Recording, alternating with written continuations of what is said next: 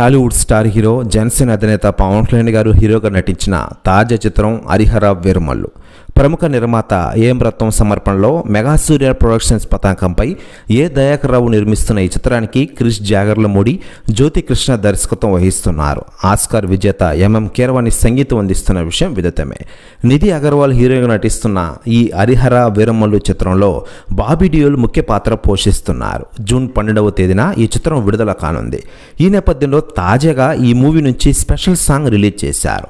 తారా తారా నా కళ్ళు వెన్నెల పోత నా ఒళ్ళు అంటూ సాగే ఈ పాటకు శ్రీహర్ష లిరిక్స్ అందించగా లిప్సికే ఆదిత్య అయ్యంగార్ ఆలపించారు. నిధి అగర్వాల్ తన అందాలతో ఆకట్టుకున్న విషయం తెలిసిందే. మరోవైపు ఈ తారా తారా సాంగ్ ప్రస్తుతం నెట్టింట్లో వైరల్ అవుతుండగా సెలబ్రిటీలు చాలామంది స్పందిస్తూ ఉంటారు. తాజాగా దర్శక ధీరుడు ఎస్ఎస్ రాజమౌళి గారు తారా తారా ఐటమ్ సాంగ్పై షాకింగ్ కామెంట్స్ చేశారట. ఆయన మాట్లాడుతూ పవన్ కళ్యాణ్ గారి గురించి ఇప్పటి నుంచి మనం ప్రత్యేకంగా చెప్పనక్కర్లేదు.